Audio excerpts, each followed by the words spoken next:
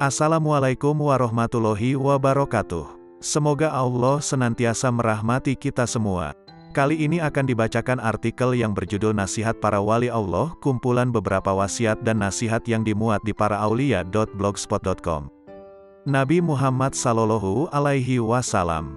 Marifat adalah modalku, akal fikiran adalah sumber agamaku, cinta adalah dasar hidupku, rindu kendaraanku, zikrullah adalah kawan dekatku, keteguhan adalah perbendaharaanku, duka adalah kawanku, ilmu adalah senjataku, ketabahan adalah pakaianku, kerelaan adalah sasaranku, fakir, kesederhanaan adalah kebanggaanku, menahan diri adalah pekerjaanku, keyakinan adalah makananku, kejujuran adalah perantaraanku, ketaatan adalah ukuranku, berjihad adalah perangaiku, dan hiburanku adalah sholat.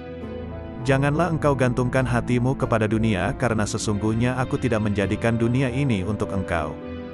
Jadikan cintamu kepadaku sebab tempat kembalimu adalah kepadaku. Bersungguh-sungguhlah engkau mencari surga. Putuskan harapan dari makhluk karena sesungguhnya mereka itu sedikit pun tidak ada kuasa di tangan mereka. Rajinlah mengerjakan sembahyang tahajud karena sesungguhnya pertolongan itu beserta qiyamul lail.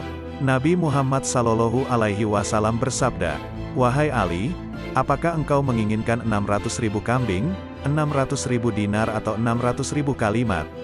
Lalu, Imam Ali alaihi salam menjawab, "Wahai Rasulullah, aku menginginkan 600.000 kalimat." Lalu Rasulullah bersabda, "Wahai Ali, aku akan meringkas 600.000 kalimat itu dalam 6 kalimat. 1.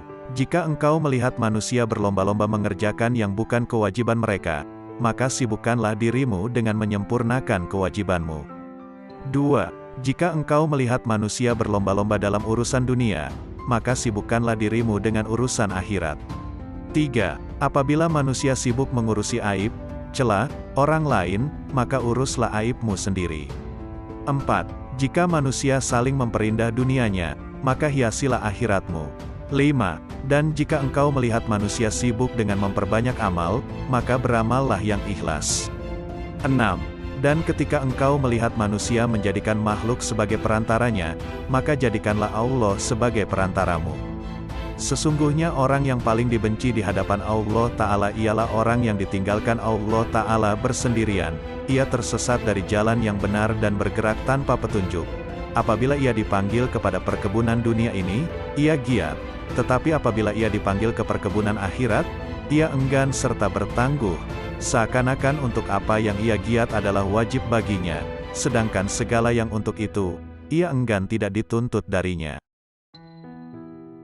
Sayyidina Ali bin Abi Thalib karamallahu wajahu. Ketahuilah, sesungguhnya kalian akan mati dan setelah itu dibangkitkan. Kalian akan dimintai pertanggungjawaban atas semua amal kalian, serta mendapatkan balasan yang setimpal. Karena itu jangan tertipu kehidupan dunia. Kehidupan dunia ini penuh ujian, bersifat sementara dan syarat dengan tipu daya. Semua yang ada di dalamnya akan musnah. Para penghuninya pun saling berebut untuk memperolehnya. Ketahuilah, kalian beserta segala perhiasan kehidupan dunia akan mengalami hal yang sama dengan mereka yang terdahulu, orang-orang yang panjang umurnya dan lebih megah rumahnya. Sekarang jasad mereka telah menjadi tulang belulang, rumah mereka kosong. Mereka berada di kubur dekat dan penghuninya terasingkan. Mereka digerogoti oleh cacing, tertimbun oleh bebatuan dan pasir. Bayangkan kalian kelak akan menjadi seperti mereka, tubuh kalian hancur dan sendiri dikubur. Apa yang akan terjadi dengan kalian jika kiamat tiba? Semua yang dikubur dibangkitkan dan segala rahasia yang tersembunyi dalam dada dibongkar. Pada saat itulah setiap jiwa akan memperoleh balasan sesuai dengan perbuatannya selama hidup di dunia. Hafalkanlah 5 hal ini. 1. Seorang hamba hendaknya tidak berharap kecuali kepada Allah Subhanahu wa Ta'ala. 2. Seorang hamba hendaknya hanya takut akan dosa-dosanya. 3. Seorang yang bodoh hendaknya tidak merasa malu untuk bertanya. 4. Seorang yang berilmu ketika ditanya tentang sebuah persoalan dan tidak mengetahui jawabannya, hendaknya tidak malu untuk mengatakan, Allah Subhanahu wa Ta'ala yang Maha Mengetahui. 5. Bagi iman, sabar ibarat kepala sebuah tubuh, sehingga tidak sempurna iman seseorang yang tidak memiliki kesabaran. Asy-Syahid Sayyidina Hasan Syababul Jannah radhiyallahu anhu. Tinggalkan apa yang meragukan hatimu, beralihan kepada sesuatu yang tidak meragukan hatimu, karena sesungguhnya kebenaran itu membawa ketenangan di dalam hati. Manusia celaka karena 3 hal, sombong, rakus dan dengki. Sombong adalah penyebab rusaknya agama dan karena sifat inilah iblis mendapat laknat. Rakus adalah musuh bagi hati manusia dan karena sifat inilah Nabi Adam dikeluarkan dari surga. Dengki adalah menuju kejahatan dan karena sifat inilah Kabil membunuh Habil. Asy-Syahid Sayyidina Husain Syababul Jannah radhiyallahu anhu. Bila mana dunia dianggap sesuatu yang sangat berharga, maka sesungguhnya pahala Allah Subhanahu wa Ta'ala adalah lebih berharga dan lebih mulia.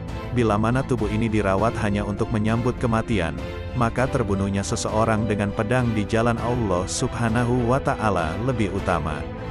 Bila mana rizki yang sudah ditentukan, maka sedikitnya keserakahan seseorang dalam berusaha adalah lebih baik.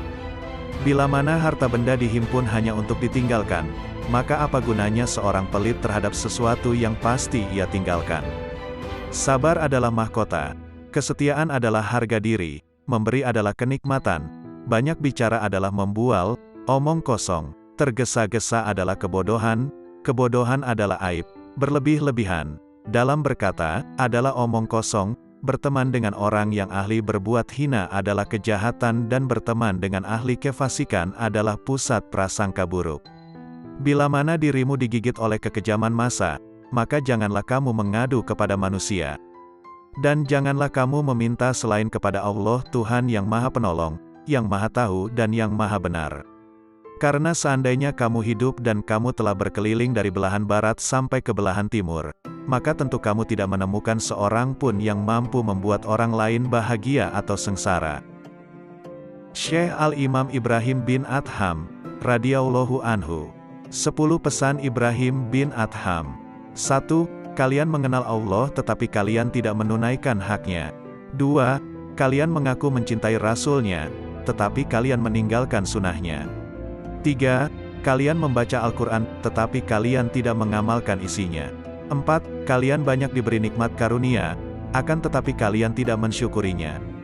5. Kalian mengatakan bahwa setan adalah musuh, tetapi kalian justru mengikuti langkahnya. 6. Kalian mengaku bahwa surga adalah benar adanya, namun kalian tidak melakukan amalan-amalan yang mengantar ke sana. 7. Kalian mengaku bahwa neraka adalah benar adanya, tetapi kalian tidak lari dari panas siksanya. 8. Kalian mengaku bahwa kematian benar adanya, namun kalian tidak mempersiapkan diri ke sana. 9. Kalian sibuk mengurusi kekurangan orang lain, tetapi kalian lupa akan kekurangan diri sendiri. 10. Kalian menguburkan jenazah, akan tetapi tidak mau mengambil pelajaran dari peristiwa kematian. Ada 7 perkara yang perlu diingat. 1. Orang yang banyak bicara janganlah kamu harapkan sangat kesadaran hatinya. 2. Orang yang banyak makan janganlah kamu harapkan sangat kata-kata hikmat darinya. 3. Orang yang banyak bergaul dengan manusia janganlah kamu harapkan sangat kemanisan ibadahnya. 4. Orang yang cinta kepada dunia janganlah kamu harapkan sangat husnul hatimahnya. 5. Orang yang memilih berkawan dengan orang yang zalim janganlah kamu harapkan sangat kelurusan agamanya. 6. Orang yang mencari keridhaan manusia janganlah harapkan sangat akan keridhaan Allah Subhanahu wa Ta'ala daripadanya. Sayyidina Al-Imam Ali Zainal Abidin As-Sajjad, radhiyallahu anhu. Wahai nafsu, hentikanlah kecondonganmu kepada dunia dan kecenderungan untuk meramaikannya. Tidaklah engkau menjadikan sebagai pelajaran terhadap para pendahulumu yang telah ditelan bumi serta para sahabatmu yang telah membuatmu bersedih karena kepergiannya. Demikian juga kawan-kawanmu yang telah berpindah ke dalam tanah. Mereka sekarang telah berada di dalam perut bumi, di balik permukaannya. Kebaikan-kebaikan mereka ikut lebur menyatu di dalamnya. Sudah berapa banyak manusia-manusia yang telah dibinasakan oleh kekejaman masa dari abad ke abad, serta beberapa banyak manusia-manusia yang telah dirusak oleh bumi dengan bencana-bencananya, lalu mereka ditenggelamkan di dalam gumpalan tanahnya, dari berbagai jenis manusia yang pernah engkau ajak bergaul dan kemudian mereka kamu antarkan ke dalam kuburnya. Betapa banyak manusia yang telah ditipu oleh dunia dari mereka yang justru mendiaminya, dan betapa banyak manusia yang telah dibanting oleh dunia dari mereka yang justru menempatinya. Lalu dunia itu tidak mau mengangkatnya lagi dari keterpelesetannya, tidak menyelamatkannya dari kebinasaannya, tidak menyembuhkan dari kepedihannya, tidak membebaskannya dari penyakitnya, dan tidak melepaskannya dari penderitaannya. Amal yang paling utama di sisi Allah Subhanahu wa Ta'ala adalah sesuatu yang dilakukan menurut sunnah Rasulullah Shallallahu Alaihi Wasallam. Orang-orang yang menjadi pimpinan para manusia adalah orang-orang yang bermurah hati dan bertakwa, sedangkan di akhirat nanti, yang mulia adalah orang-orang ahli agama, ahli keutamaan dan orang ahli ilmu yang bertakwa, karena sesungguhnya ulama adalah ahli waris para nabi. Sayyidina Al-Imam Muhammad Al-Baqir, radhiyallahu anhu. Sesungguhnya petir dapat menyambar seorang mukmin atau bukan, tetapi tak akan menyambar orang yang berzikir. Wahai putraku, hindarilah sifat malas dan bosan, karena keduanya merupakan kunci keburukan. Sesungguhnya jika engkau malas, tidak akan banyak melaksanakan kewajiban. Jika engkau bosan, tak akan tahan dalam menunaikan kewajiban. Seburuk-buruknya seorang teman itu adalah seseorang yang hanya menemanimu ketika kamu kaya dan meninggalkanmu ketika kamu miskin. Jika engkau menginginkan suatu kenikmatan dapat terus engkau nikmati, perbanyaklah mensyukurinya. Jika engkau merasa rizki lambat datang, perbanyaklah istighfar. Jika engkau ditimpa kesedihan, perbanyaklah membaca la haula wala quwata illa billah. Jika engkau takut, ucapkanlah hasbunallah wa ni'mal wakil. Jika engkau kagum terhadap sesuatu, ucapkanlah Masya Allah, la quwata illa billah. Jika engkau dikhianati, bacalah wa ufawidu amri ilallah, innallaha basirun bil ibad. Jika engkau ditimpa kesumpekan, ucapkanlah la ilaha illa anta subhanaka inni kuntu minas zalimin. Sayyidina Al-Imam Ja'far As-Shadiq, Amudusi Saraf, radhiyallahu anhu. Keseimbangan tobat dan ibadah akan menimbulkan perilaku yang baik yang mendapat ridho dari Allah Subhanahu wa Ta'ala. Sebab dengan tobat kita akan menyadari akan semua kesalahan yang pernah kita lakukan, dan dengan tobat pula dapat meningkatkan amal ibadah kita kepada Allah Subhanahu wa Ta'ala. Sesuai sabda Rasulullah, apabila Allah menghendaki seseorang menjadi baik, maka Dia membuatnya menyadari akan kesalahan-kesalahannya. Tiada bekal yang lebih utama daripada takwa, tiada sesuatu yang lebih baik daripada diam, tiada musuh yang lebih berbahaya daripada kebodohan, tiada penyakit yang lebih parah daripada berbohong. Jika engkau mendengar suatu kalimat dari seorang muslim, maka bawalah kalimat itu pada sebaik-baiknya tempat yang engkau temui. Jika engkau tidak mampu untuk mendapatkan wadah tempat kalimat tersebut, maka celalah dirimu sendiri. Barang siapa yang menjaga hatinya dari kelalaian berzikir, melindungi dirinya dari jerat syahwat, serta menjaga akalnya dari penyimpangan, dia akan dikelompokkan ke dalam golongan mereka yang hidup hatinya. Kemudian bagi mereka yang menjaga diri dari memanfaatkan ilmu pengetahuan yang dimilikinya untuk kepentingan pribadi, yang memelihara keimanannya dari bid'ah-bid'ah yang merusak, serta memelihara hartanya dari sesuatu yang haram, maka dirinya akan dikelompokkan ke dalam golongan orang-orang yang soleh. Jika engkau menjumpai sesuatu yang tidak engkau sukai dari perbuatan saudaramu, maka carilah satu, atau bahkan sampai 70 alasan, untuk membenarkan perbuatan saudaramu itu. Jika engkau masih belum mendapatkannya, maka katakanlah, semoga ia mempunyai alasan tertentu, kenapa berbuat demikian, yang aku tidak mengetahuinya. Duhai anakku, barang siapa membuka aib orang lain, maka aib keturunannya akan tersingkap. Barang siapa menghunus pedang seorang yang bengis, maka dia akan terbunuh darinya. Barang siapa menggali lubang untuk mencelakakan saudaranya, maka dia sendiri yang akan terjerumus ke dalamnya. Barang siapa memasuki tempat-tempat yang biasa dikunjungi orang-orang bodoh, maka dia akan direndahkan. Barang siapa bergaul dengan ulama, dia akan dimuliakan. Dan barang siapa memasuki tempat-tempat kemaksiatan, maka dia akan dituduh berbuat maksiat. Imam Hasan Basri, radhiyallahu anhu, hidup di dunia bagaikan ular berbisa yang lembut sentuhannya dan racunnya akan mematikan. Berhati-hatilah hidup di dunia yang penuh pesona, rayuan dan godaan. Engkau tidak akan memperoleh hakikat iman selama engkau mencela seseorang dengan sebuah aib yang ada pada dirimu sendiri.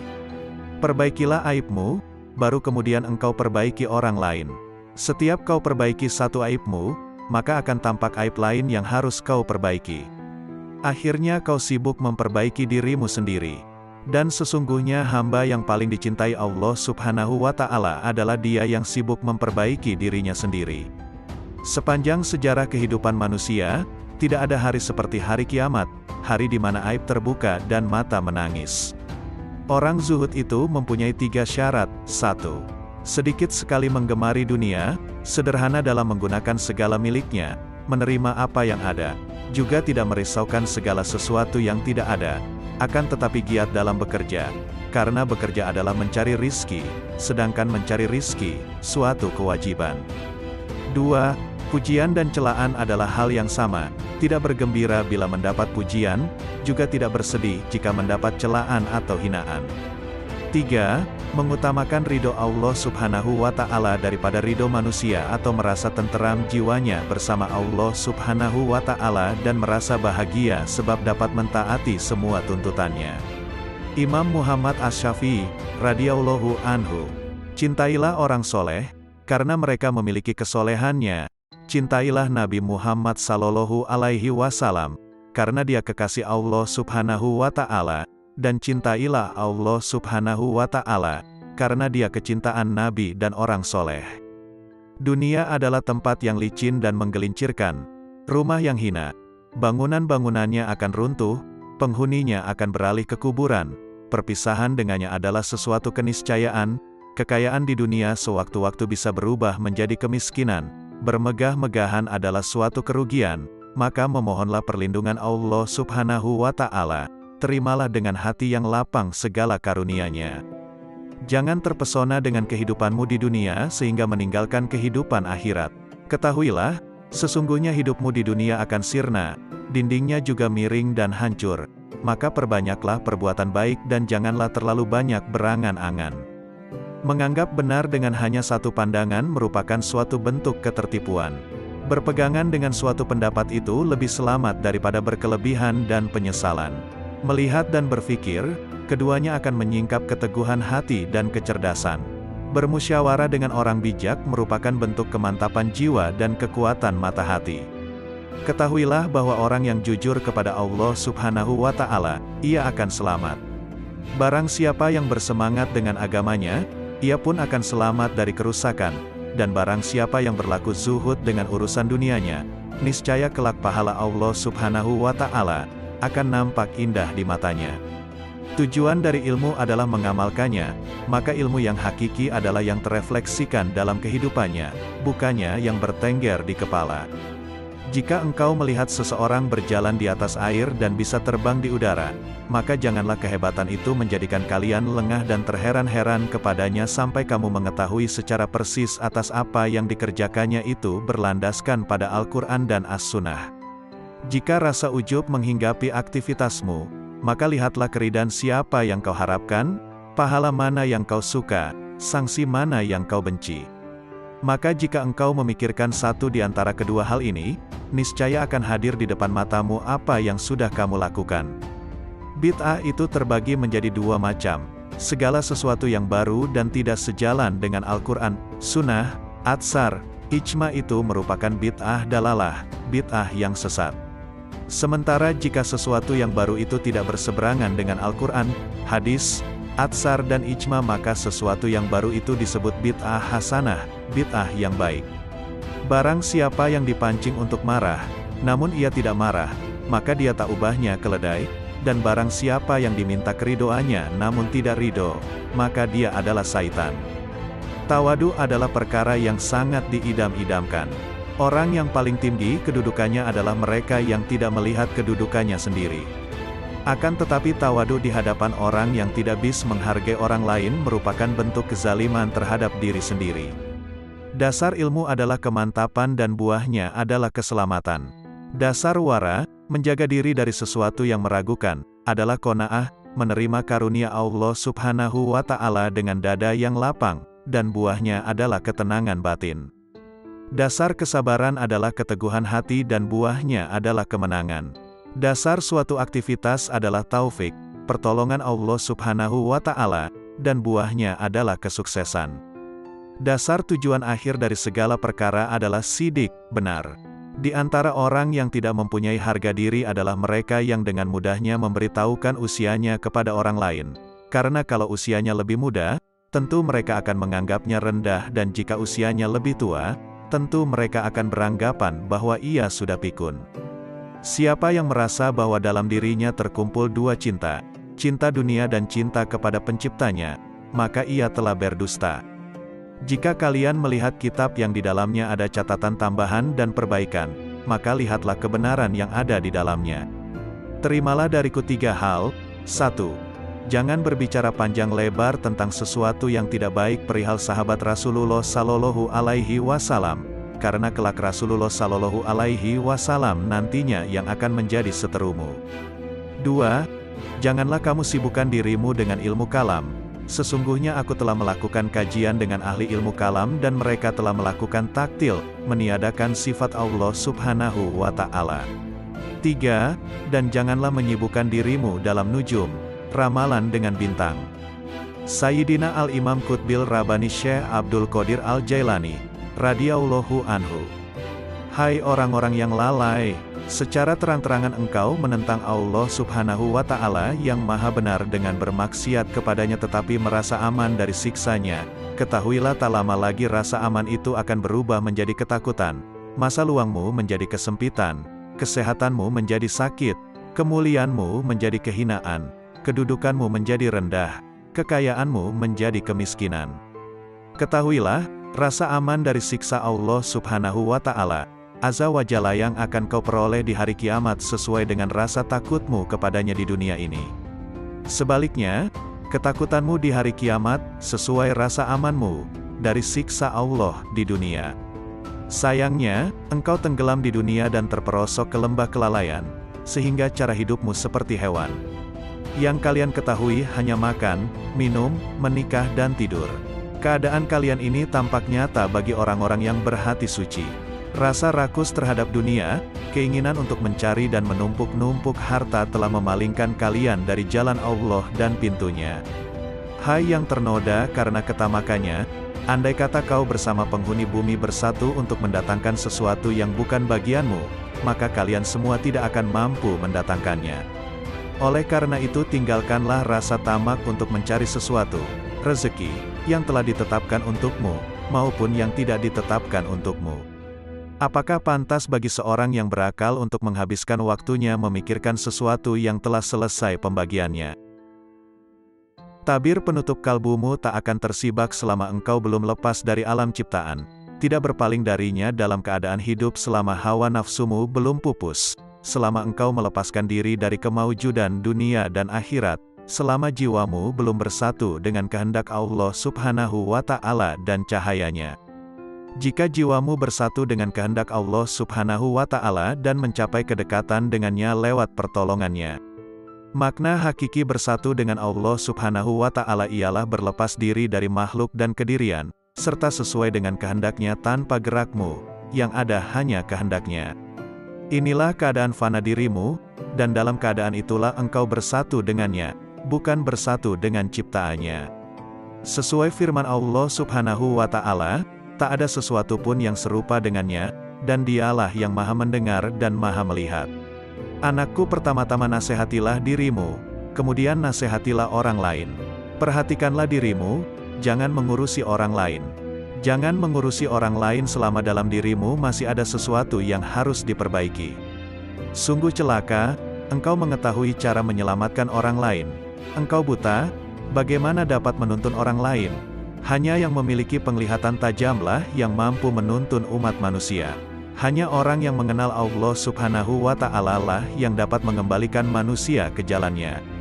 Seseorang yang tidak mengenalnya, bagaimana dapat menuntun umat manusia ke jalannya? Kalian menghadiri majelis ilmu hanya untuk mencari jalan keluar bagi permasalahan duniawi kalian, bukan untuk mengobati penyakit hati. Kalian tidak mendengarkan nasihat para penceramah, tetapi meneliti kesalahan mereka, kemudian menghina dan menertawakannya. Kalian juga bermain-main dalam majelis. Sesungguhnya kalian sedang mempertaruhkan diri kepada Allah Subhanahu wa Ta'ala yang Maha Agung dan Maha Mulia. Segeralah bertobat. Jangan mencontoh musuh-musuh Allah Subhanahu wa Ta'ala. Berusahalah untuk mengambil manfaat dari apa yang kalian dengar. Syekh Imam Al-Ghazali, radhiyallahu anhu. Renungkanlah pendeknya umurmu. Andai kata engkau berumur 100 tahun sekalipun, maka umurmu itu pendek jika dibandingkan dengan masa hidupmu kelak di akhirat yang abadi, selama-lamanya. Coba renungkan agar dapat beristirahat pensiun selama 20 tahun. Dalam 1 bulan atau setahun engkau sanggup menanggung berbagai beban berat dan kehinaan di dalam mencari dunia. Tetapi mengapa engkau tidak sanggup menanggung beban ibadah selama beberapa hari demi mengharapkan kebahagiaan abadi di akhirat nanti? Jangan panjang angan-angan, engkau nanti akan berat untuk beramal. Yakinilah bahwa tak lama lagi engkau akan mati. Katakan dalam hatimu, pagi ini aku akan beribadah meskipun berat. Siapa tahu nanti malam aku mati. Malam ini aku akan sabar beribadah, siapa tahu besok aku mati. Sebab, kematian tidak datang pada waktu, keadaan dan tahun tertentu, yang jelas pasti ia datang. Oleh karena itu, mempersiapkan diri menyambut kedatangan maut lebih utama daripada mempersiapkan diri menyambut dunia. Bukankah kau menyadari betapa pendek hidupmu di dunia? Bukankah bisa jadi ajalmu hanya tersisa 1 tarikan dan hembusan nafas atau 1 hari? Setiap hari lakukanlah hal ini dan paksakan dirimu untuk sabar beribadah kepada Allah Subhanahu wa Ta'ala. Andai kata engkau ditakdirkan untuk hidup selama 50 tahun dan kau biasakan dirimu untuk sabar beribadah, nafsumu akan tetap berontak, tetapi ketika maut menjemput kau akan berbahagia selama-lamanya. Tetapi, ketika engkau tunda-tunda dirimu untuk beramal, dan kematian datang di waktu yang tidak kau perkirakan. Kehidupan seorang muslim tidak dapat dicapai dengan sempurna, kecuali mengikuti jalan Allah yang dilalui secara bertahap. Tahapan-tahapan itu antara lain, tobat, sabar, fakir, zuhud, tawakal, cinta, makrifat dan ridha. Karena itu seseorang yang mempelajari tasawuf wajib mendidik jiwa dan akhlaknya. Sementara itu, hati adalah cermin yang sanggup menangkap makrifat. Dan kesanggupan itu terletak pada hati yang suci dan jernih. Berbicara tentang nasihat, kulihat diriku tak pantas untuk memberikannya. Sebab, nasihat seperti zakat, nisyabnya adalah kemampuan untuk memetik nasihat itu bagi dirinya sendiri. Seseorang yang belum mencapai nisyab, bagaimana ia akan mengeluarkan zakat? Dan seorang yang tak memiliki cahaya, bagaimana dapat dijadikan sebagai alat penerang oleh orang lain? Bagaimana bayangan akan lurus jika kayunya bengkok? Allah Subhanahu wa Ta'ala mewahyukan kepada Isa bin Maryam alaihi salam, nasihatilah dirimu, jika kau mampu memetik nasihat, maka nasihatilah orang lain. Jika tidak, maka malulah kepadaku, barang siapa hendak mengetahui aib-aibnya, maka ia dapat menempuh 4 jalan berikut. 1. Duduk di hadapan seorang guru yang mampu mengetahui keburukan hati dan berbagai bahaya yang tersembunyi di dalamnya. Kemudian ia memasrahkan dirinya kepada sang guru dan mengikuti petunjuknya dalam bermujahadah membersihkan aib itu. Ini adalah keadaan seorang murid dengan syekhnya dan seorang pelajar dengan gurunya. Sang guru akan menunjukkan aib-aibnya dan cara pengobatannya, tapi di zaman ini guru semacam ini langka.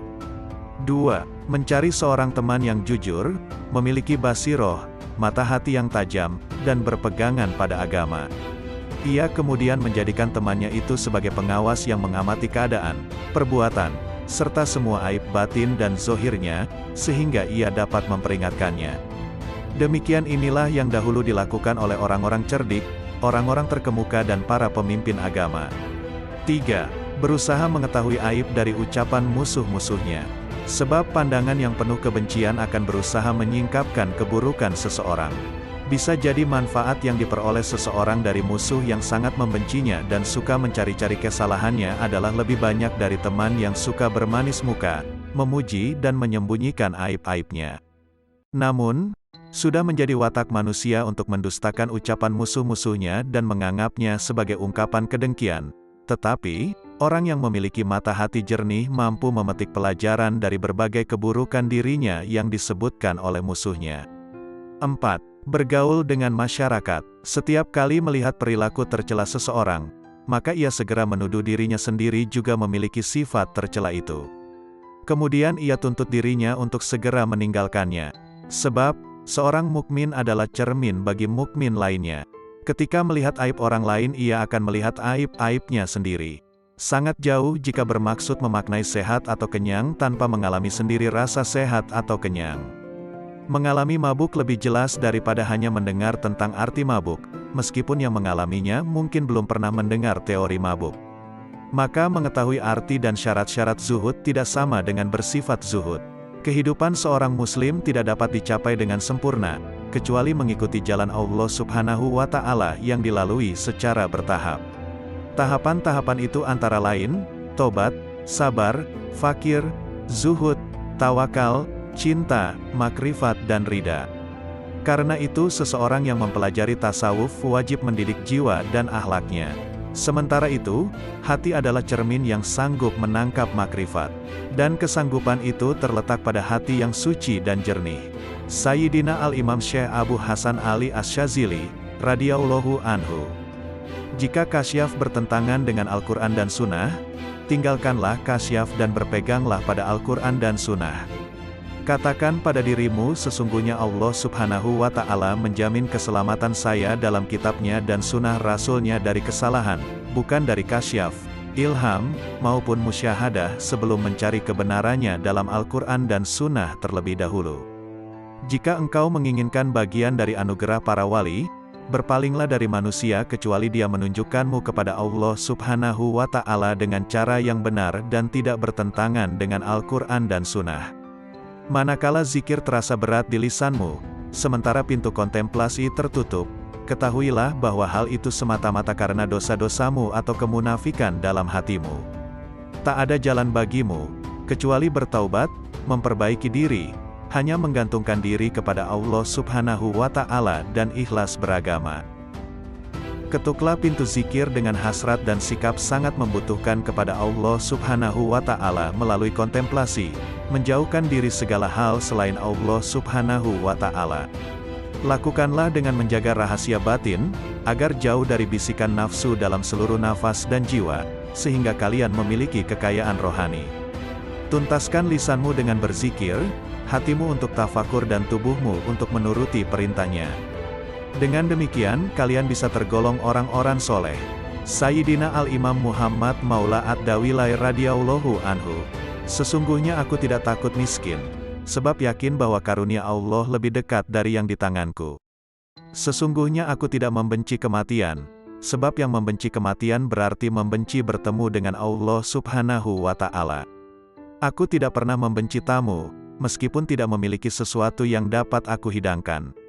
Syekh Abdurrahman Assegaf berkata, bila mana ayahku sedang membaca satu ayat Al-Quran, maka lidah beliau seolah-olah menjadi bara. Dan tak lama kemudian akan terlihat bibir beliau terbakar, karena dahsyatnya rasa khauf beliau kepada Allah Subhanahu wa Ta'ala. Dan ayahandaku pernah berkata kepadaku, kalau sekiranya lidahku berada di luar badanku ketika aku sedang membaca ayat Al-Quran niscaya akan aku bakar lidahku dengan tanganku sendiri sebagai peringatan bagi diriku sendiri agar bertakwa kepada Allah Subhanahu wa Ta'ala. Sayyidina Al-Imam Al-Quds Syekh Abdurrahman As-Segaf, radhiyallahu anhu. Al-Muqaddam Ats-Tsani li As-Sa'adati Ba'alawi. Semua manusia membutuhkan ilmu, ilmu membutuhkan amal, amal membutuhkan akal. Akal membutuhkan taufik dan taufik adalah pemberian Allah Subhanahu wa Ta'ala. Setiap ilmu tanpa amal, maka batil. Setiap ilmu dan amal tanpa niat, maka tiada bernilai. Setiap ilmu, amal dan niat tanpa sesuai dengan sunnah, maka tertolak. Setiap ilmu, amal, niat dan sesuai sunnah, tanpa wara, maka suatu kerugian. Dikhawatirkan pelakunya akan kehilangan semuanya di saat hari ditimbangnya amal. Janganlah engkau beranggapan bahwa amalan-amalan lahirmu itu bernilai. Sedikit dari amalan batin lebih baik dari lautan amalan lahir. Obatnya hati adalah tidak tergantung pada makhluk. Barang siapa yang tidak mempunyai wirid, maka ia seperti monyet.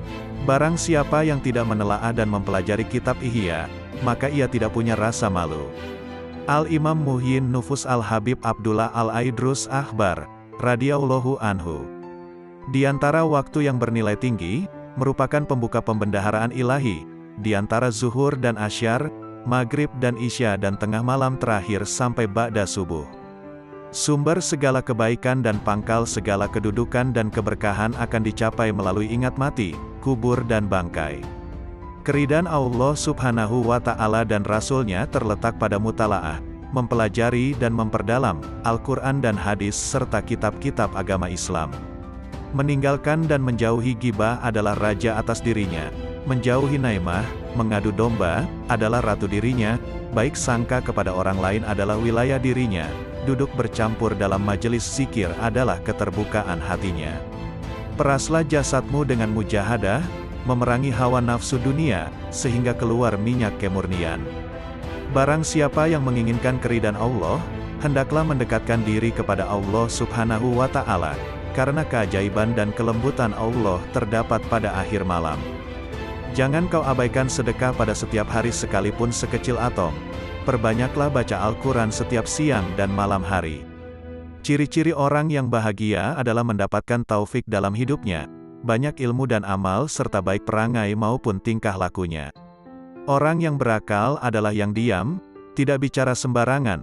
Orang yang takut pada Allah subhanahu wa ta'ala adalah orang yang banyak sedih, merasa bersalah. Orang yang roja, mengharap ridho Allah subhanahu wa ta'ala, adalah orang yang banyak melakukan ibadah. Orang yang mulia adalah yang bersungguh-sungguh dalam kebaikan dan ridho Allah subhanahu wa ta'ala yang didambakan hidupnya. Orang yang bertaubat adalah yang menyesali perbuatannya, menjauhi pendengaran yang tidak bermanfaat, dan mendekatkan diri kepada Allah subhanahu wa ta'ala. Al-Imam Qutbil Irfan Al-Habib Ali As-Sakran, radhiyallahu anhu. Barang siapa memiliki hubungan dengan orang-orang yang telah meninggal dunia dengan terbiasa menghadiahkan pahala membaca Al-Quran, zikir, doa, sedekah dan ibadah lainnya, maka kelak di kubur dia tidak akan merasa kesepian. Bahkan setelah meninggal dunia dia akan merasa senang. Dia seperti orang yang berkunjung ke rumah teman yang pandai menghibur dan selalu memuliakannya.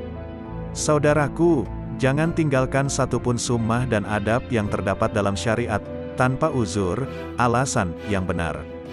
Sebab, Abdullah bin Mubarak radhiyallahu anhu berkata, barang siapa meremehkan adab, akibatnya dia akan meninggalkan sunnah. Dan barang siapa meremehkan sunnah, akibatnya dia akan meninggalkan yang wajib, akibatnya dia tidak akan memperoleh makrifat. Rasulullah Shallallahu Alaihi Wasallam bersabda, maksiat merupakan utusan, kurir, kekufuran.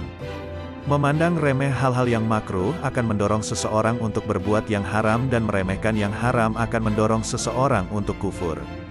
Oleh karena itu, wahai saudaraku, dengan berlandaskan sunnah dan hukum-hukum syariat, biasakan dirimu untuk menentang dan tidak mengikuti keinginan nafsu.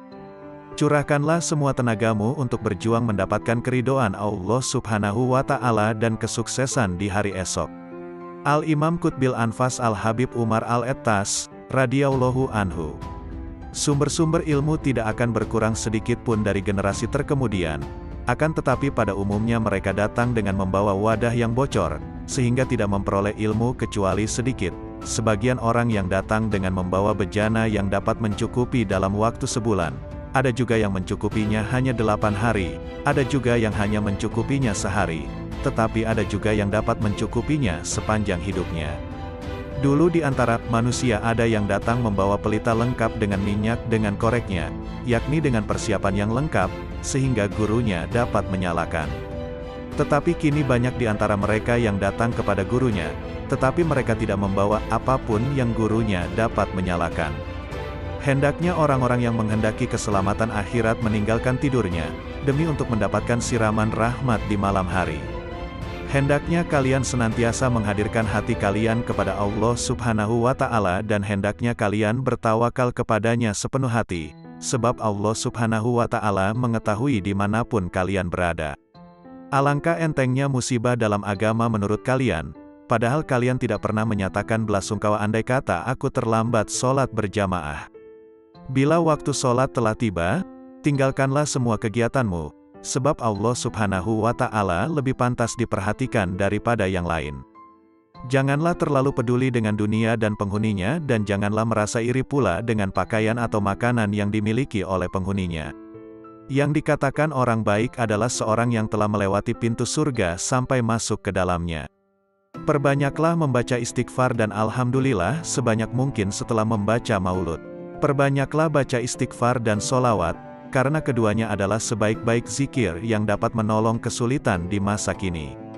Perhatikan kebiasaan baik yang engkau inginkan, wafat dalam kebiasaan itu, karena itu tetaplah dalam kebiasaan itu, dan perhatikanlah kebiasaan buruk yang engkau tidak inginkan wafat dalam kebiasaan seperti itu, karena itu jauhilah kebiasaan itu.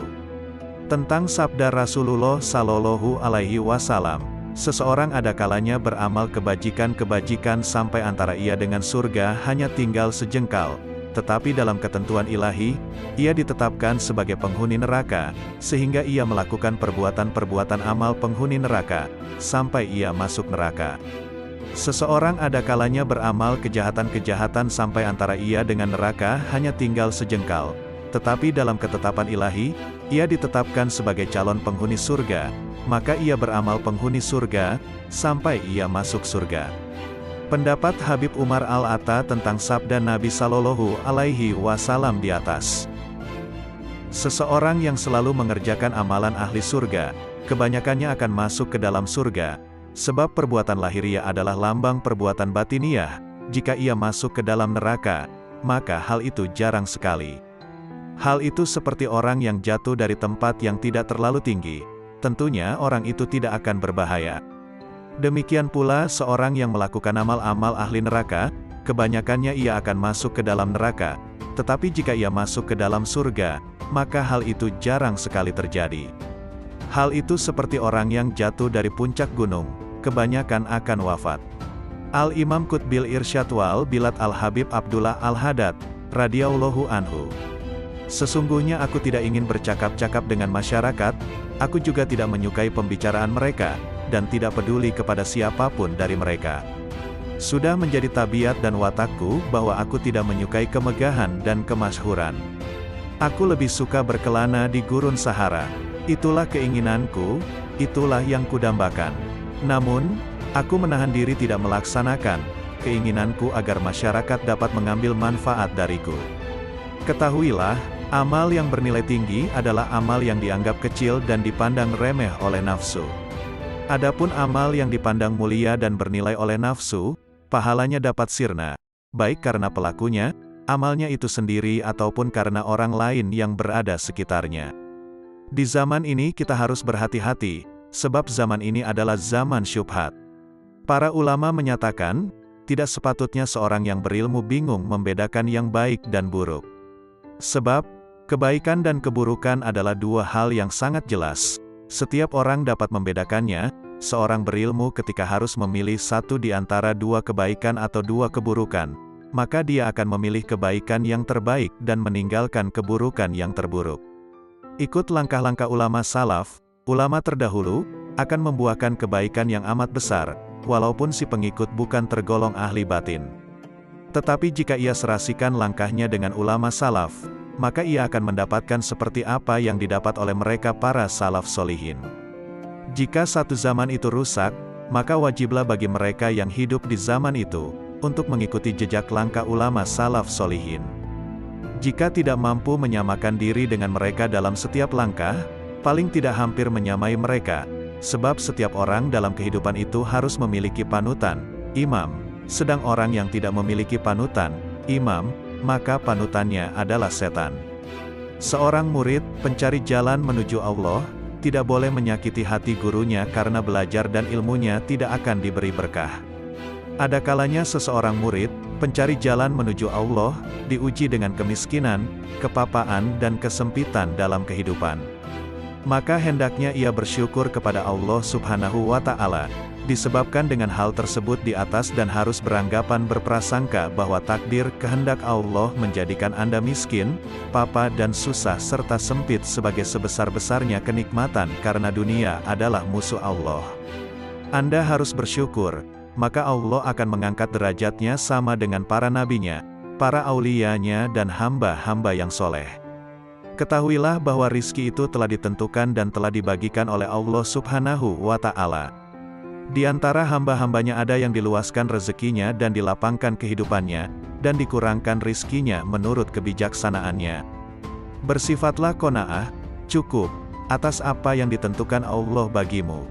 Awas dan waspadalah dengan panjang angan-angan dan harapan tentang kehidupan di dunia, karena dunia akan menariknya untuk mencintai dunia, dan Anda akan terikat dengannya sehingga sukar untuk beribadat dan mengasingkan diri untuk menuju jalan akhirat. Aku tidak pernah melihat ada yang benar-benar memberi, selain Allah Subhanahu wa Ta'ala. Jika ada seseorang memberiku sesuatu, kebaikannya itu tidak meninggikan kedudukannya di sisiku, karena aku menganggap orang itu hanyalah perantara saja. Awas, jangan sekali-kali Anda mentaati syaikh, guru, itu hanya lahiriah semata, karena ketahuilah bahwa syaikh itu dapat melihat ketaatanmu padanya. Di belakangnya Anda membantah dan mendurhakai karena sangkaanmu, Anda sangka Allah tidak tahu kelakuanmu, sedangkan syekhmu itu dekat dengannya. Kalau Anda begitu akan mendapatkan kecelakaan, kesempitan dan kebinasaan. Bukankah Allah berjanji kepada barang siapa aku cintai maka penglihatannya adalah penglihatanku, pendengarannya adalah pendengaranku, mulutnya adalah mulutku, tangannya adalah tanganku dan kakinya adalah kakiku. Barang siapa memusuhinya atau menyakitinya, maka aku dan para malaikatku mengumandangkan perang terhadap dirinya. Persahabatan, pertemanan dan pergaulan memiliki pengaruh yang sangat kuat untuk membuat seseorang menjadi baik maupun buruk. Persahabatan dan pergaulan dengan orang-orang soleh dan berbudi membawa manfaat, sedangkan persahabatan dan pertemanan dengan orang-orang fasik dan durhaka membawa bahaya. Hanya saja manfaat persahabatan dengan orang soleh atau bahaya pergaulan dengan pendurhaka tersebut terkadang tidak tampak secara langsung, akan tetapi secara bertahap dan setelah berlangsung lama. Secara umum, pada awalnya kebaikan itu berat untuk dilakukan, tetapi akhirnya penuh dengan kenikmatan. Orang yang berbuat baik ibarat seorang pendaki gunung terjal. Ia tidak akan merasa tenang sebelum sampai ke puncaknya. Sedangkan, keburukan awalnya manis dan akhirnya kelak berat. Orang yang melakukan perbuatan buruk adalah ibarat seorang yang jatuh dari puncak gunung atau atap sebuah rumah. Ia baru akan merasa kesakitan setelah mendarat di tanah. Tuntutlah ilmu dari orang-orang yang benar-benar mewarisi ilmu dari Rasulullah Shallallahu Alaihi Wasallam, yang sanad isnadnya, silsilah ilmunya sampai kepada Rasulullah. Para orang soleh itu setelah wafat hanya hilang jasadnya saja, pada hakikatnya masih hidup seperti sedia kala, malah tambah tajam pandangan basirohnya dan makin kuat tawajuhnya, menghadap kepada Allah Subhanahu wa Ta'ala. Al-Imam Syekh Abu Bakar bin Salim, radhiyallahu anhu. Orang yang bahagia adalah orang yang disenangkan oleh Allah tanpa alasan tertentu, dan orang yang sengsara adalah orang yang disengsarakan Allah tanpa sebab tertentu. Demikianlah menurut ilmu hakikat. Sedangkan menurut ilmu syariat, orang yang bahagia adalah orang yang oleh Allah diberi kesenangan dengan melakukan berbagai amal saleh, dan orang yang disengsarakan oleh Allah dengan meninggalkan amal-amal saleh dan melanggar syariat agama. Orang yang sengsara adalah orang yang mengikuti hawa nafsunya. Barang siapa mengenal dirinya, ia tidak akan melihat selain Allah Subhanahu wa Ta'ala. Barang siapa tidak mengenal dirinya, ia tidak akan melihat Allah Subhanahu wa Ta'ala. Barang siapa tidak memelihara waktunya, ia tidak akan selamat dari bencana. Dalam qanaah terdapat ketenteraman dan keselamatan, dalam tamak terdapat kehinaan dan penyesalan. Orang yang arif melihat aib-aib dirinya, sedang orang yang lalai melihat aib-aib orang lain. Dan orang yang bahagia adalah orang yang melawan hawa nafsunya, berpaling dari alam untuk menghadap kepada penciptanya, dan melewatkan waktu-waktu pagi dan sore dengan meneladani sunnah nabinya. Kesuksesanmu adalah ketika kamu membenci nafsumu, dan kehancuranmu adalah saat kamu meridainya. Karena itu, bencilah nafsumu dan jangan meridainya. Niscaya kamu akan berhasil meraih segala cita-citamu, insya Allah. Berprasangka baiklah kepada sesama hamba Allah, sebab buruk sangka timbul karena tiadanya taufik. Ridalah selalu pada qada, bersikap sabarlah, walaupun musibah yang kamu alami teramat besar. Firman Allah, sesungguhnya hanya orang-orang yang bersabarlah yang akan dibalas dengan pahala tanpa batas. Az-Zumar, ayat 10. Ketahuilah oleh kalian, sesungguhnya Allah Subhanahu wa Ta'ala bertajalli, mengagungkan dirinya di hati para kekasihnya, para kaum arifin, karena mereka menghapus selainnya di hati mereka dan mereka menghilangkan selain Allah Subhanahu wa Ta'ala dalam pandangan mereka terhadap semesta dan pada setiap kejadiannya bahwa semuanya adalah semata-mata ciptaan Allah Subhanahu wa Ta'ala, dan mereka melalui siang, pagi serta sore hari selalu dalam keadaan taat kepadanya. Mereka selalu beribadat serta berharap dan takut kepadanya, serta selalu ruku dan bersujud kepadanya. Mereka selalu dalam keadaan bahagia dan gembira serta ridho dengan segala ketentuan qada dan qadar yang telah ditentukan Allah Subhanahu wa Ta'ala atas mereka. Berkata Nabi Ayub alaihi salam, "Mana aku hendak memilih di antara dua perkara, maka aku akan memilih perkara yang ada ridho Allah Subhanahu wa Ta'ala di dalamnya karena hanya hal itulah yang mendatangkan kemaslahatan bagiku." Berkata kaum arifin, "Kalau sekiranya kedua mataku melihat selain Allah, maka akan kubutakan. Kalau sekiranya kedua telingaku mendengar selain Allah, maka akan kutulikan. Dan bila mana lidahku berkata yang tidak diperintahkan Allah, maka akan kupotong."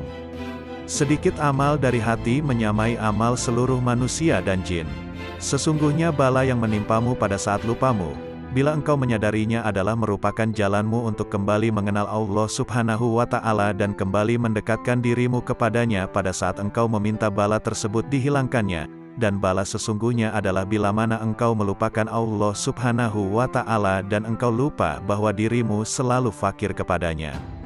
Beristiqomahlah kalian dalam setiap amal, karena para ahli kasyaf sekalipun semua bermohon kepada Allah Subhanahu wa Ta'ala agar mereka diberikan kekuatan dalam beristiqomah agar mereka tidak jatuh dalam keadaan terhijab darinya. Ketahuilah oleh kalian, makrifat kepada Allah Subhanahu wa Ta'ala adalah dengan kejelasan dan bukan dengan tersamar, dan bila mana seorang hamba diberinya makrifat kepadanya, maka ia pasti akan melihat semua amal yang dicintai oleh Rasulullah Sallallahu Alaihi Wasallam. Imam Ibnu Atta, radhiyallahu anhu, "Jika sebelumnya kau sedikit melakukan salat dan puasa sunnah, maka perbaikilah kekuranganmu dengan banyak bersalawat kepada Rasulullah Sallallahu Alaihi Wasallam. Andai kata sepanjang hidupmu engkau melakukan segala jenis ketaatan dan kemudian Allah Subhanahu wa Ta'ala bersalawat kepadamu sekali saja, maka satu solawat Allah ini akan mengalahkan semua amalmu itu. Sebab, engkau bersalawat kepada Rasulullah sesuai dengan kekuatanmu, sedangkan Allah Subhanahu wa Ta'ala bersalawat kepadamu sesuai dengan kebesarannya. Ini jika Allah Subhanahu wa Ta'ala bersalawat kepadamu sekali, lalu bagaimana jika Allah Subhanahu wa Ta'ala membalas setiap solawatmu dengan 10 solawat sebagaimana yang disebutkan dalam sebuah hadis sahih. Betapa indah hidup ini jika kau isi dengan ketaatan kepada Allah Subhanahu wa Ta'ala, dengan berzikir kepadanya dan bersalawat kepada Rasulullah Sallallahu Alaihi Wasallam. Orang yang menggunakan masa sehatnya untuk bermaksiat kepada Allah Subhanahu wa Ta'ala adalah seperti seorang anak yang mendapat warisan dari ayahnya sebesar 1000 dinar. Kemudian ia gunakan semua uang itu untuk membeli ular dan kalajengking yang sangat berbisa yang kemudian mengelilingi dan menggigitnya. Bukankah ular dan kalajengking tersebut akan membunuhnya? Kamu gunakan masa sehatmu untuk bermaksiat kepada Allah Subhanahu wa Ta'ala, maka nilaimu adalah seperti burung pemakan bangkai yang terbang berkeliling mencari bangkai, dimanapun ia dapatkan, maka ia segera mendarat. Jadilah seperti tawon, kecil tapi memiliki cita-cita yang mulia. Ia hisap wewangian dan ia produksi madu yang enak. Engkau telah terlalu lama bergelimang kemaksiatan, kini terjunlah ke dalam hal-hal yang dicintai Allah Subhanahu wa Ta'ala. Telah kujelaskan hakikat permasalahan ini kepadamu, tetapi orang yang lalai tidak akan sadar meskipun memperoleh berbagai rencana. Sebab wanita yang kurang waras akalnya ketika putranya mati, ia justru tertawa. Begitu pula dirimu, engkau tinggalkan sholat malam, puasa sunnah dan berbagai amal soleh lain yang dapat kau kerjakan dengan seluruh anggota tubuhmu, tetapi tidak sedikit pun engkau merasa sakit. Kelalaian telah membunuh hatimu. Orang hidup akan merasa sakit ketika tertusuk jarum. Akan tetapi, sesosok mayat tidak akan merasa sakit meskipun tubuhnya dipotong-potong dengan sebilah pedang. Saat ini hatimu sedang mati, karena itu duduklah di majelis yang penuh hikmah, sebab di dalamnya terdapat hembusan karunia dari surga. Hembusan karunia itu dapat engkau temukan di rumahmu, di perjalananmu. Jangan tinggalkan majelis ilmu, andai kata dirimu masih melakukan banyak maksiat. Jangan berkata, apa manfaatnya aku datang ke majelis ilmu, sedangkan aku senantiasa bermaksiat dan tidak mampu meninggalkannya. Akan tetapi, lepaskanlah busur panahmu selalu. Jika hari ini tidak tepat sasaran, bisa jadi besok tepat sasaran. Engkau hendaknya berpikir untuk melakukan amal sebaik mungkin, bukan sebanyak mungkin. Banyak amal jika tidak dilakukan dengan baik adalah seperti pakaian yang banyak jumlahnya, tetapi harganya murah harganya. Sedangkan sedikit amal tetapi berkualitas, dikerjakan dengan baik, adalah seperti sedikit pakaian tetapi mahal harganya. Amal yang berkualitas, dikerjakan dengan baik, adalah seperti sebuah intan berlian, kecil bentuknya tetapi mahal harganya. Orang yang menjadikan hatinya selalu ingat kepada Allah Subhanahu wa Ta'ala dan berjuang untuk melindungi hatinya dari pengaruh hawa nafsu, maka itu lebih utama daripada banyak melakukan salat dan puasa sunnah, tetapi hatinya dikuasai hawa nafsu. Orang yang melakukan salat dengan hati lalai adalah seperti seseorang yang menghadiahkan 100 peti kosong kepada seorang raja. Tentunya sang raja akan marah dan selalu mengingat perbuatan buruknya ini. Sedangkan orang yang salat dengan hati yang hadir, khusyuk, adalah seperti seorang yang menghadiahkan sebutir intan berlian 100 dinar kepada seorang raja. Sang raja pun akan mengingat dan memujinya selalu. Suatu perbuatan paling berbahaya yang harus kamu waspadai adalah dosa-dosa kecil. Sebab, ketika berbuat dosa besar, engkau menyadari bahayanya dan segera bertobat. Tetapi, terhadap dosa-dosa kecil, engkau seringkali meremehkannya dan tidak bertobat darinya. Engkau seperti seorang diselamatkan oleh Allah Subhanahu wa Ta'ala dari kejaran seekor harimau, pemisalan dosa besar, tetapi kemudian bertemu dan diterkam oleh 50 ekor serigala, pemisalan dosa kecil. Allah Ta'ala mewahyukan, kalian menganggapnya suatu yang ringan saja, padahal dia pada sisi Allah Subhanahu wa Ta'ala adalah besar. An-Nur, ayat 15. Dosa besar jika disandarkan pada kemurahan Allah Subhanahu wa Ta'ala menjadi kecil. Sedangkan dosa-dosa kecil jika kau lakukan secara terus-menerus menjadi dosa besar. Racun meskipun sedikit mampu membunuh. Dosa kecil itu ibarat percikan-percikan api. Sebuah kota, dan pada hakikat api yang berkobar berasal dari percikan-percikan api kecil. Ukurlah dirimu dengan salat. Jika ketika salat engkau tidak memikirkan segala sesuatu selain Allah Subhanahu wa Ta'ala, maka berbahagialah. Tetapi, jika tidak demikian, maka tangisilah dirimu setiap kali kau gerakkan kakimu menuju salat. Pernahkah engkau melihat seorang kekasih tidak ingin bertemu kekasihnya? Allah Ta'ala mewahyukan, sesungguhnya salat akan mencegah dari perbuatan-perbuatan keji dan mungkar. Al-Ankabut, ayat 45. Barang siapa ingin mengetahui kedudukannya di sisi Allah Subhanahu wa Ta'ala, maka ia perhatikan bagaimana salatnya, ia kerjakan dengan tenang dan khusyuk, atau dengan tergesa-gesa dan lalai. Jika salat tersebut ternyata kau lakukan dengan lalai dan tergesa-gesa, maka taburkanlah pasir ke wajahmu. Seseorang yang duduk bersama penjual parfum akan mencium aroma wanginya. Sedangkan salat adalah sebuah ibadah yang seakan-akan kita sedang duduk bersama Allah Subhanahu wa Ta'ala. Jika engkau duduk bersama Allah Subhanahu wa Ta'ala, tetapi tidak memperoleh apa-apa, itu tandanya dalam hatimu terdapat penyakit, entah itu kesombongan, berbangga diri atau ketidaksopanan.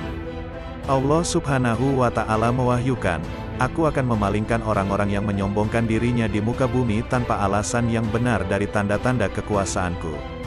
Al-A'raf, ayat 146.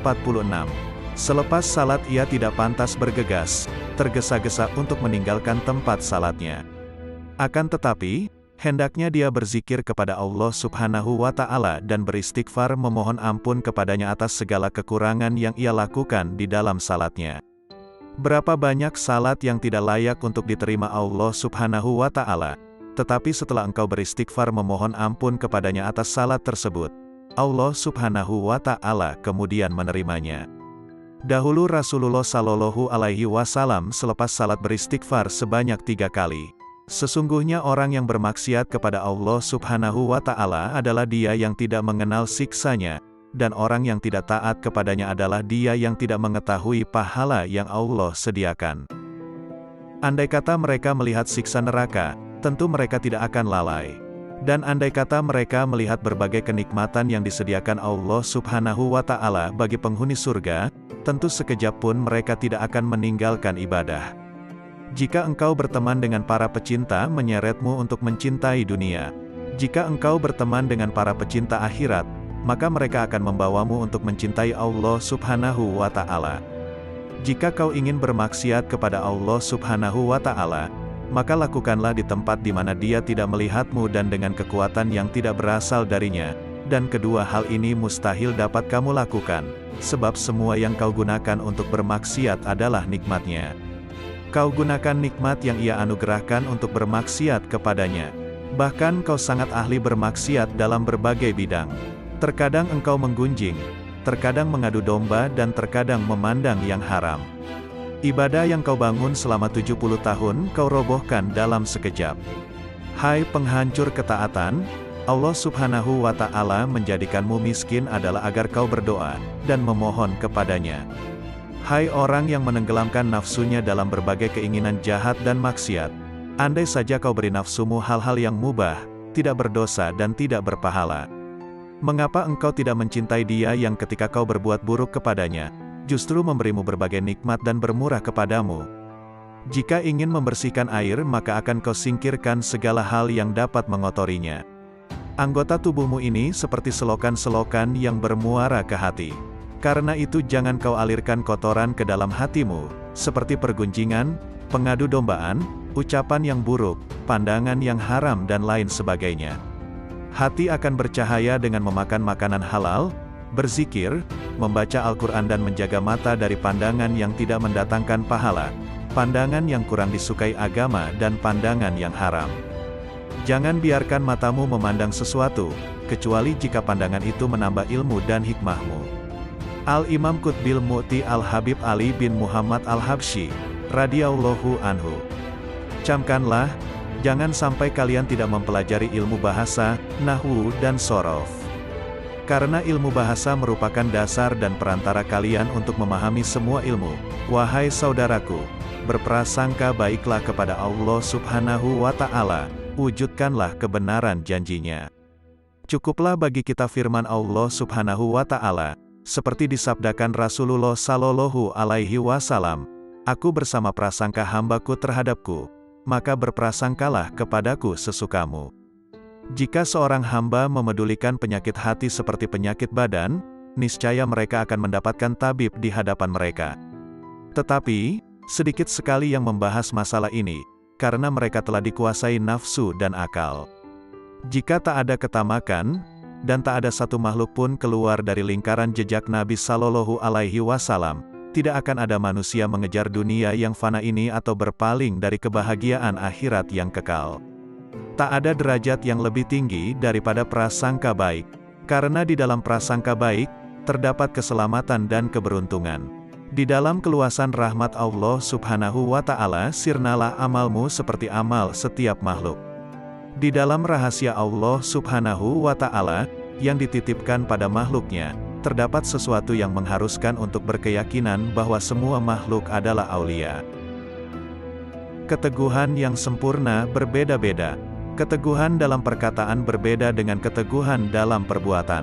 Keteguhan dalam perbuatan berbeda dengan keteguhan dalam beramal. Keteguhan dalam beramal berbeda dengan keteguhan dalam mencari. Keteguhan dalam mencari berbeda dengan keteguhan dalam apa yang dicari. Sedangkan hakikat, secara utuh dan merupakan kedudukan yang terakhir, adalah tidak memalingkan pandangan dari Allah Subhanahu wa Ta'ala sekedip mata pun, bahkan yang lebih cepat dari itu. Janganlah kau putuskan kehadiranmu di tempat-tempat yang baik karena alasan kesibukan dunia. Hati-hatilah karena itu merupakan tipu daya setan. Hadirkanlah Allah Subhanahu wa Ta'ala ketika sendirian. Sembahlah Dia, seakan melihatnya, dan jika tidak melihatnya, sesungguhnya Dia melihatmu. Orang yang lalai mengira bahwa dirinya mencapai kelezatan dunia tanpa mengetahui bahwa sebenarnya kemanisan dunia bercampur dengan kepahitannya. Sedangkan kehidupan indah yang sebenarnya adalah berpaling dari dunia, kemudian masuk ke hadirat yang maha kaya dengan sifat fakir, miskin, lalu memetik sesuatu yang indah dari tempat itu. Kerjakanlah segala perintah Allah Subhanahu wa Ta'ala dan tinggalkanlah larangannya. Jangan sampai Allah Subhanahu wa Ta'ala melihatmu melakukan apa yang dilarangnya, atau kehilanganmu pada perintahnya. Bangkitlah untuk memenuhi hak Allah Subhanahu wa Ta'ala. Bersemangatlah melakukan sesuatu yang membuat para salaf mulia. Cabutlah ketajaman dari sarung pedang tabiatmu yang membelah akar cinta dari asalnya. Taburilah tanah dengan benih pohon-pohon kezuhudan, hingga menghasilkan qurb, kedekatan kepada Allah Subhanahu wa Ta'ala. Air telaga dari celah wisal, persatuan dengan Allah Subhanahu wa Ta'ala, dan pengetahuan pada puncak tujuan. Sesungguhnya, balasan setiap amal tergantung dari niatnya. Hadis riwayat Bukhari dan Muslim. Niat seorang mukmin lebih baik daripada amalnya. Sudah menjadi sifat seorang mukmin untuk menetapkan berbagai amal yang agung dan berusaha mengamalkannya, padahal dia hanya mampu mengamalkan sebagian darinya. Sebagai contoh adalah orang yang berniat menggunakan semua nafasnya, waktunya, untuk membaca wirid, zikir atau untuk berpikir. Ternyata dia hanya mampu menggunakan sebagian waktunya saja.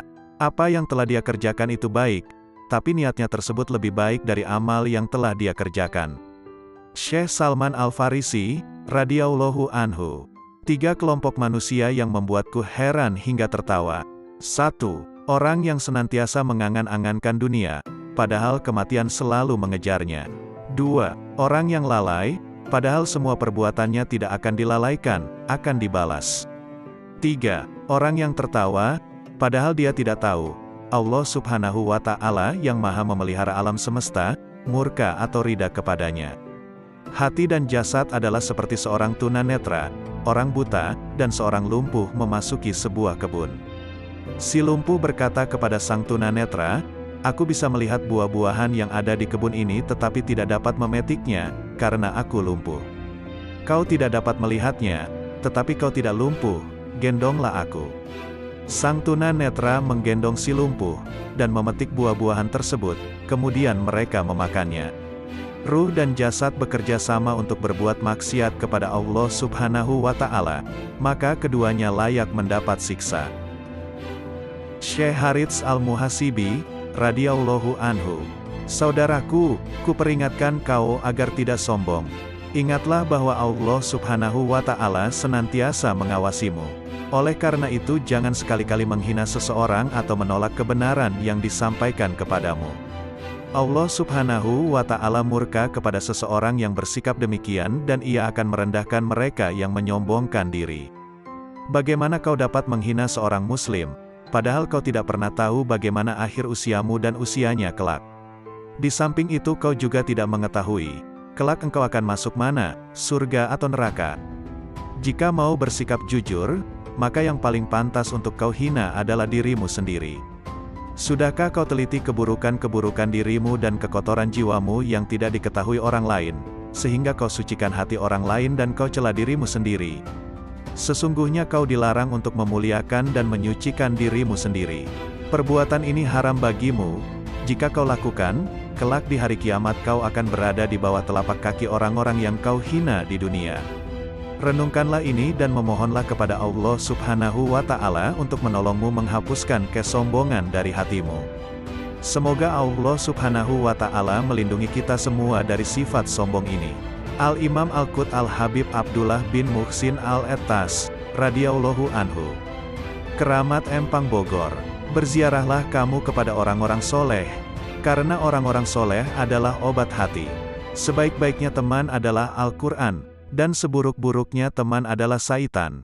Bermaksiatlah sepuas kamu pasti kamu akan mati, dan beramal solehlah sepuas kamu pasti kamu akan mati. Orang yang buta bukan orang yang melihat banyaknya harta, akan tetapi, yang disebut orang buta, adalah orang yang tak mau melihat ilmu agama. Al-Imam Al-Qut Al-Habib Ahmad bin Hasan Al-Atta, radhiyallahu anhu.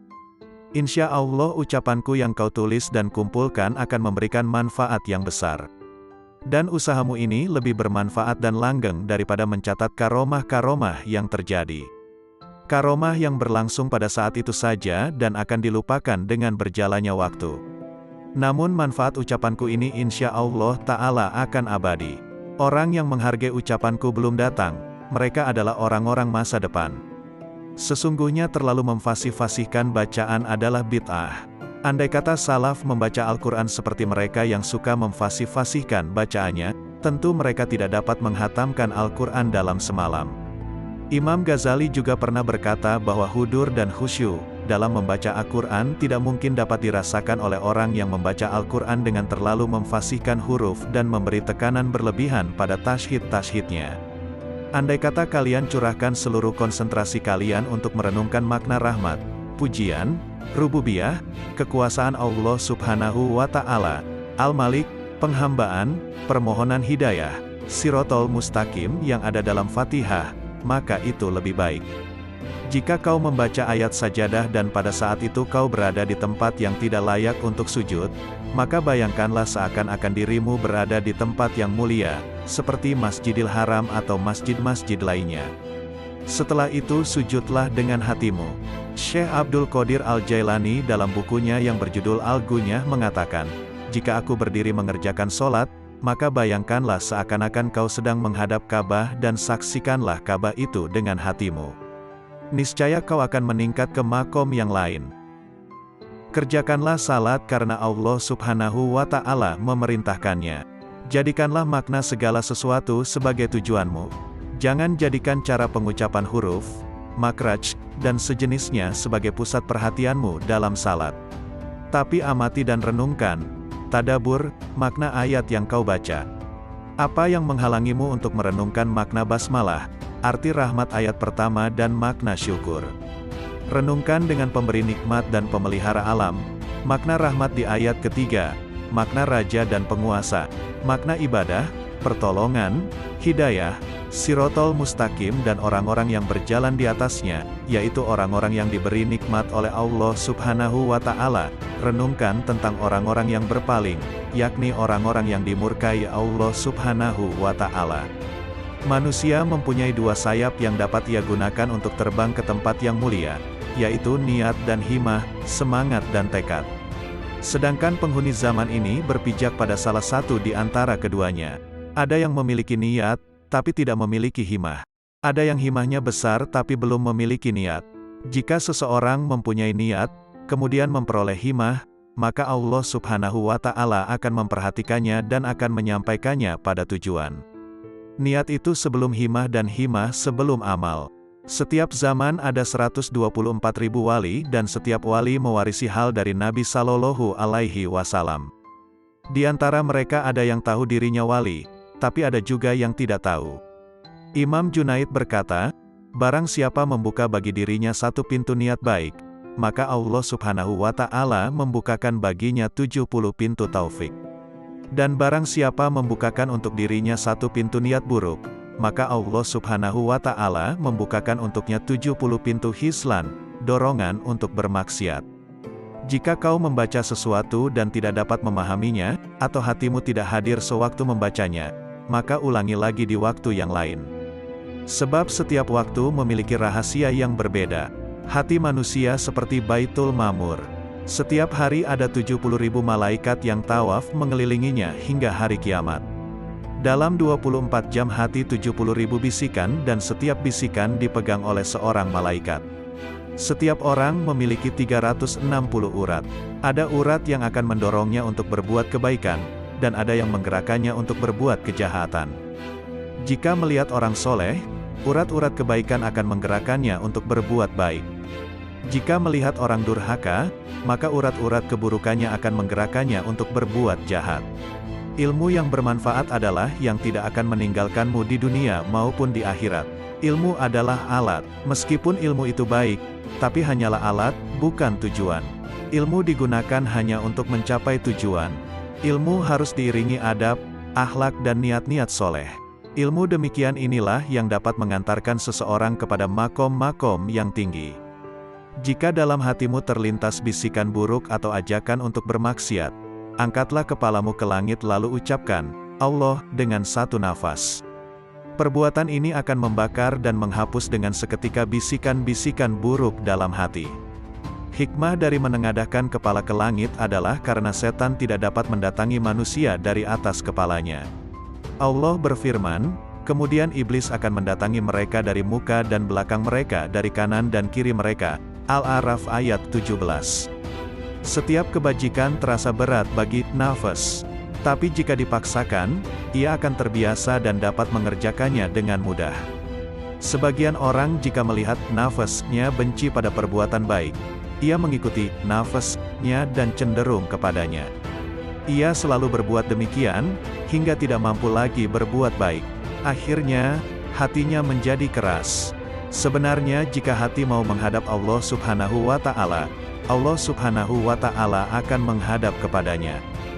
Jika berpaling, maka Allah Subhanahu wa Ta'ala pun akan berpaling darinya. Sifat nafas adalah suka menentang dan mudah bosan. Jika kau membiasakannya dengan kebaikan, ia akan menjadi baik, tapi jika kau membiasakan dengan keburukan, ia akan menjadi buruk. Jika kau memandang seorang yang soleh dan istiqomah, khusyuk, dan wara, lalu kau bandingkan akhlakmu dengan akhlaknya, amalmu dengan amalnya, keadaanmu dengan keadaannya, maka kau akan mengetahui aib dan kekuranganmu. Setelah itu akan mudah bagimu untuk memperbaiki ucapan dan perbuatanmu yang salah, lahir maupun batin. Itulah sebabnya kita dianjurkan untuk bergaul dengan orang-orang yang soleh dan mulia serta dilarang bergaul dengan selain mereka. Sebab watak seseorang akan mencuri watak orang lain. Jika tidak kau temukan teman duduk yang soleh, pelajarilah buku, sifat, riwayat hidup dan semua perilaku kaum solihin. Al-Imam Al-Qut Al-Habib Abu Bakar bin Muhammad As-Segaf, Gresik, radhiyallahu anhu. Ketahuilah bahwa Allah Subhanahu wa Ta'ala akan memberikan kepada hambanya segala apa yang dipanjatkan sesuai dengan niatnya. Menurut saya Allah Subhanahu wa Ta'ala niscaya akan mendatangkan segala nikmatnya di muka dunia, dengan cara terlebih dahulu dia titipkan di dalam hati hambanya yang berhati bersih. Untuk itu kemudian dibagi-bagikan kepada hambanya yang lain. Amal seorang hamba tidak akan naik dan diterima Allah Subhanahu wa Ta'ala kecuali dari hati yang bersih. Ketahuilah wahai saudaraku, seorang hamba belum dikatakan sebagai hamba Allah Subhanahu wa Ta'ala yang sejati jika belum membersihkan hatinya. Wahai saudara-saudaraku, dengarkanlah apa yang dikatakan Habib Ali bin Muhammad Al-Habsyi. Beliau meminta kepada kita untuk selalu meluangkan waktu menghadiri majlis-majlis semacam ini, taklim, zikir. Ketahuilah bahwa menghadiri suatu majlis yang mulia akan dapat menghantarkan kita kepada suatu derajat yang tidak dapat dicapai oleh banyak amal kebajikan yang lain. Simaklah apa yang dikatakan guruku tadi. Di zaman ini, hanya sedikit orang yang menunjukkan adab luhur dalam majlis. Jika ada seseorang yang datang, mereka berdiri dan bersalaman atau menghentikan bacaan. Padahal orang itu datang ke majlis tersebut tidak lain untuk mendengarkan. Oleh karenanya, banyak aku jumpai orang di zaman ini, jika datang seseorang, mereka berkata, "Silahkan kemari," dan yang lain mengatakan juga, "Silahkan kemari," sedang orang yang duduk di samping mengipasinya. Gerakan-gerakan dan kegaduhan yang mereka timbulkan menghapus keberkahan majlis itu sendiri. Keberkahan majlis bisa diharapkan, apabila yang hadir beradab dan duduk di tempat yang mudah mereka capai. Jadi keberkahan majlis itu pada intinya adalah adab, sedangkan adab dan pengagungan itu letaknya di hati. Oleh karena itu, wahai saudara-saudaraku, aku anjurkan kepada kalian, hadirilah majlis-majlis khair, baik. Ajaklah anak-anak kalian ke sana dan biasakan mereka untuk mendatanginya agar mereka menjadi anak-anak yang terdidik baik, lewat majlis-majlis yang baik pula. Saat-saat ini aku jarang melihat santri-santri atau siswa-siswa madrasah yang menghargai ilmu. Banyak aku lihat mereka membawa mushaf atau kitab-kitab ilmu yang lain dengan cara yang tidak menghormatinya, menenteng atau membawa di belakang punggungnya. Lebih dari itu mereka mendatangi tempat-tempat pendidikan yang tidak mengajarkan kepada anak-anak kita untuk mencintai ilmu tapi mencintai nilai semata-mata. Mereka diajarkan pemikiran filosof dan budaya pemikiran-pemikiran orang Yahudi dan Nasrani. Aku teringat pada suatu kalam dari seorang soleh yang mengatakan, tidak ada yang menyebabkan manusia rugi, kecuali keengganan mereka mengkaji buku-buku sejarah kaum solihin dan berkiblat pada buku-buku modern dengan pola pikir moderat. Wahai saudara-saudaraku, ikutilah jalan orang-orang tua kita yang solihin, sebab mereka adalah orang-orang suci yang beramal ikhlas.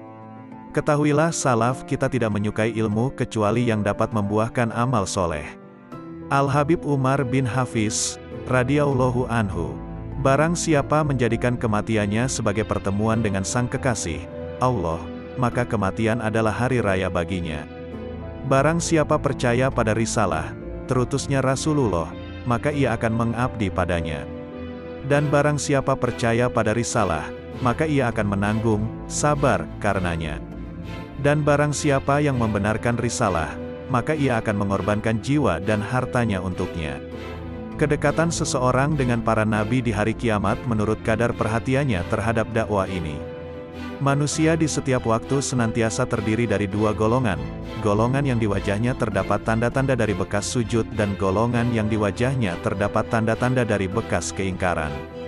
Barang siapa yang menuntut keluhuran, maka tidak akan peduli terhadap pengorbanan.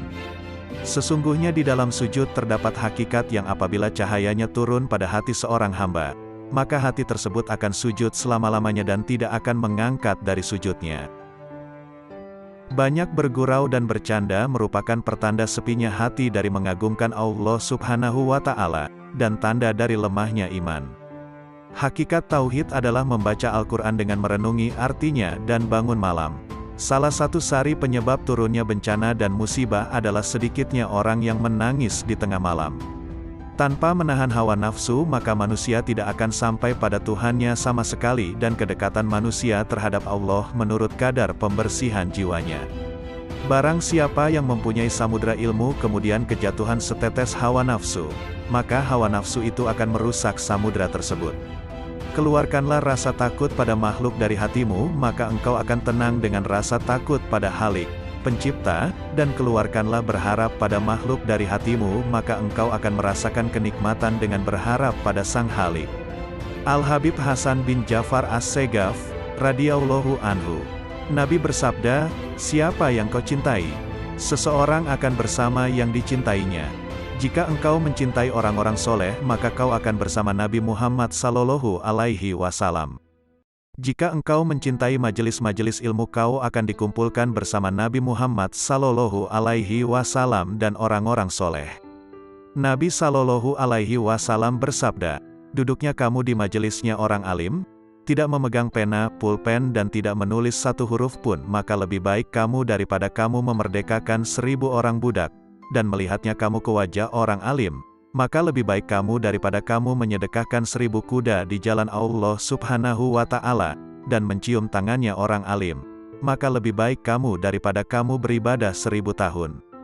Satu orang ahli ilmu seperti ulama yang waro, apik, lebih ditakutkan setan daripada 1000 orang ahli ibadah yang bersungguh-sungguh tetapi dia bodoh. Berkata Nabi sallallahu alaihi wasallam, barang siapa yang memuliakan orang alim, maka dia telah memuliakan aku, dan barang siapa yang telah memuliakan aku, maka dia telah memuliakan Allah Subhanahu wa Ta'ala, dan barang siapa yang telah memuliakan Allah Subhanahu wa Ta'ala, maka tempatnya adalah di surga. Sayyidah Amirah, radhiyallahu anhu, orang yang menginginkan kemuliaan bersama Allah berusaha mengendalikan dirinya dari memperturutkan keinginan hawa nafsu. Mereka menghadapkan hati dan pikirannya pada Allah. Mereka berusaha patuh pada syariat dan aturan yang telah ditetapkan Allah. Mereka tidak memperturutkan keinginan hawa nafsunya. Orang yang selalu memperturutkan keinginan hawa nafsunya, hatinya akan menjadi rusak dan penuh penyakit. Jika tidak ada usaha untuk mengobati dan membersihkannya dari penyakit, akhirnya hati akan menjadi keras membatu dan akhirnya mati. Dalam hati mereka ada penyakit, lalu ditambah Allah penyakitnya, dan bagi mereka siksa yang pedih, disebabkan mereka berdusta. Al-Baqarah ayat 10. Para ahli tasawuf membagi nafsu manusia menjadi 7 tingkatan, yaitu 1. Nafsul amarah, ini adalah tingkatan yang paling rendah. Nafsul amarah cenderung mendorong manusia untuk melakukan perbuatan keji dan rendah. Keberadaan nafsu ini disebutkan dalam Quran Surah Yusuf ayat 53. 2. Nafsul lawamah, tingkat yang lebih tinggi adalah nafsul lawamah. Nafsu ini sering mengkritik dan menyesali tindakan yang tidak patut yang dilakukan atas dorongan nafsul lawamah. Keberadaan nafsu ini disebutkan dalam Quran Surah Al-Qiyamah ayat 2. 3. Nafsul mulhamah. Tingkat nafsu yang ketiga adalah nafsul mulhamah. Keberadaannya disebutkan dalam Quran Surah Asy-Syam ayat 7-10. 4. Nafsul mutmainah. Keberadaan nafsu ini disebutkan dalam Quran Surah Al-Fajr 27-31. 5. Nafsul radiyah. Orang yang mencapai tingkat ini selalu merasa puas dengan apa yang diterimanya dari Allah. Bagi mereka sama saja kejadian baik maupun buruk yang menimpanya. 6. Nafsul mardiyah. Tingkat ini lebih tinggi daripada nafsul radiyah. Ia adalah orang yang sangat dekat dan dicintai Allah. Merekalah yang dimaksud oleh salah satu hadis qudsi, senantiasa hambaku mendekatkan diri kepadaku dengan mengerjakan ibadah-ibadah sunnah hingga aku cinta padanya. Maka apabila aku telah mencintainya, jadilah aku pendengarannya yang dengannya ia mendengar, penglihatannya yang dengannya ia melihat, perkataannya yang dengannya ia berkata-kata. Jadilah aku tangannya yang dengannya ia berbuat, jadilah aku kakinya yang dengannya ia melangkah, dan akalnya yang dengannya ia berfikir. 7. Nafsul kamilah. Ini adalah tingkatan para nabi dan rasul, manusia suci dan sempurna, yang selalu berada dalam pengawasan dan bimbingannya. Terpelihara dari perbuatan yang tercela. Untuk meraih tingkatan nafsu dari level rendah sampai yang tinggi seperti tersebut di atas diperlukan perjuangan yang gigih dan ulet. Tidak bisa didapat dengan santai tanpa usaha yang maksimal.